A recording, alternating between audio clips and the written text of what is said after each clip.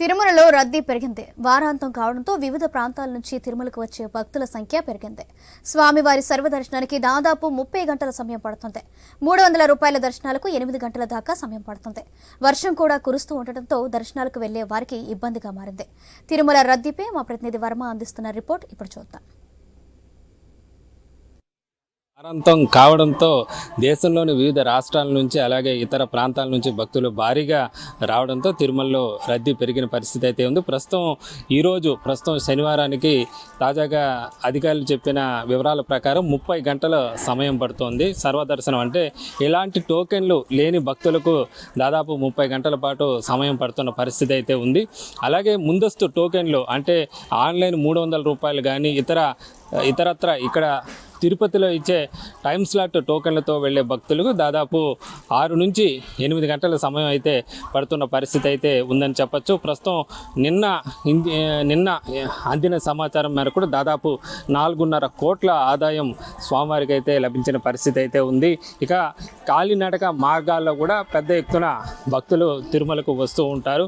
ముఖ్యంగా శనివారం ఆదివారాల్లో వారాంతంలో దాదాపు ఆ సంఖ్య ఎక్కువగా ఉంటుంది. 30 నుంచి 40 వేల మంది భక్తులు నిత్యం కూడా మెట్టు బొట్టు పెట్టుకుంటూ కూడా స్వామివారికి తమ యొక్క మొక్కులైతే తీర్చుకుంటున్న పరిస్థితి అయితే నిత్యం ఇక్కడ కాలినడక మార్గాల్లో కూడా ఉన్న పరిస్థితి అయితే ఉంది.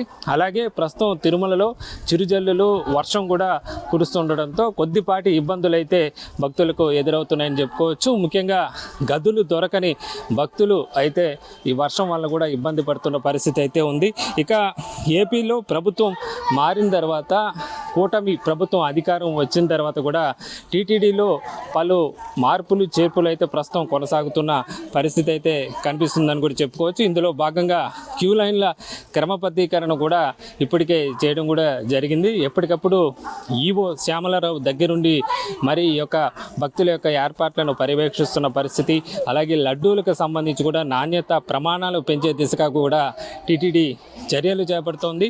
అలాగే వసతి గదుల కేటాయింపులో కూడా పారదర్శకతకు పెద్దపీట వేసేలా కూడా చర్యలు తీసుకుంటున్న పరిస్థితి అయితే ఉంది. ఇందులో భాగంగా ఇప్పటికే దళారుల ఆట కట్టించే ప్రయత్నం అయితే చేస్తున్నారు. పలువురు దళాలను కూడా అరెస్టు చేసిన పరిస్థితి అయితే ఉందని చెప్పుకోవచ్చు. మొత్తం మీద ఎలాంటి ఇబ్బంది లేకుండా భక్తులకు స్వామివారి దర్శనంతో పాటు అన్నప్రసాదాలు కూడా ఇచ్చేందుకు టీటీడీ చర్యలు తీసుకుంటుంది. ఇందులో భాగంగానే అన్నప్రసాదాల నాణ్యత పెంచేందుకు ఇప్పటికే అన్ని రకాల చర్యలు తీసుకుంటున్న పరిస్థితి అయితే ఉంది.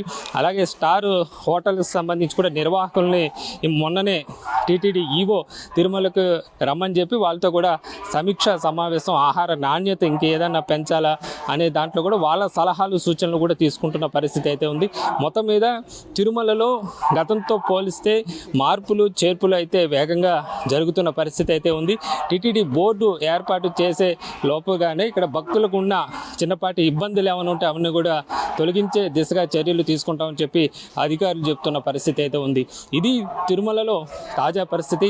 కెమెరామెన్ రాజేష్తో వర్మ, ఐ న్యూస్, తిరుమల.